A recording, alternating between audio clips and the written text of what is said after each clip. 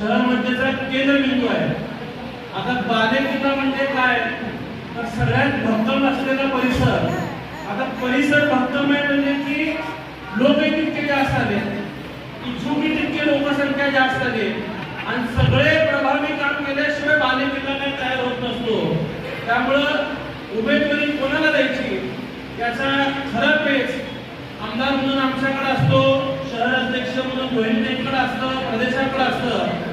आणि सगळी गोष्टी सामोरे जाताना कधी सामाजिक समतोल राखण्याचा प्रयत्न होतो, कधी भौगोलिक समतोल राखण्याचा प्रयत्न करतो, काही जुनं नवीन समीकरण राखण्याचा समतोल होतो.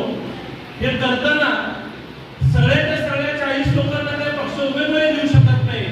कुणीतरी 4 निवडायचं असतं, ते 4 निवडले म्हणजे ते 4 लाडके आहेत आणि बाकीचे 36 परके आहेत असं होत नाही.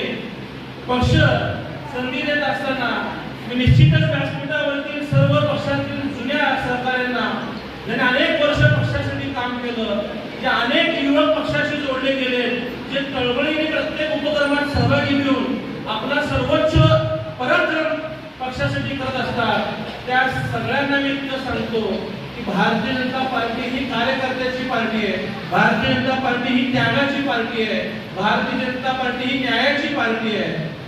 आज आपल्यापैकी अनेकांना पक्ष उमेदवारी देऊ शकला नाही तरी तुमचं मन मोठं आहे की तुम्ही एक दिवस घरात बसला नाही, पक्षाचा आदेश मानून तुम्ही पक्षाच्या उमेदवाराला निवडण्यासाठी एक पाऊल पुढे येऊन सगळ्यांनी आज या पक्षाच्या विजयासाठी एकत्रित परिश्रम करतात. यासाठी मी आपल्या सगळ्यांचं कौतुक करतो, आपलं अभिनंदन करतो.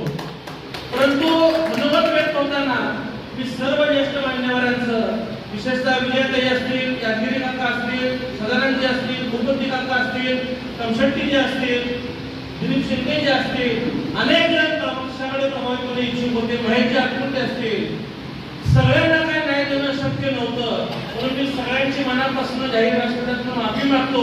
परंतु आपल्याला आश्वासित करतो व्यासपीठावरती पक्षाचं उत्तम उदाहरण आहे की भारतीय जनता पार्टीमध्ये त्यांनी 1992 पासून सोलापूर महानगरपालिकेची सभागृह गाजवलं, पक्षासाठी खडतर प्रवास करून पक्षाचा आवाज सभागृहात उंचवला, विरोधी पक्षाच्या काळात सभागृहात पक्षाची भूमिका मांडली आणि पक्ष सत्तेच्या काळात येत असताना एक कार्यकर्त्याचे दुर्दैव म्हणावं लागेल की नेमकं त्याच वेळी त्यांना उमेदवारी नाकारली गेली. परंतु ते कधी बंड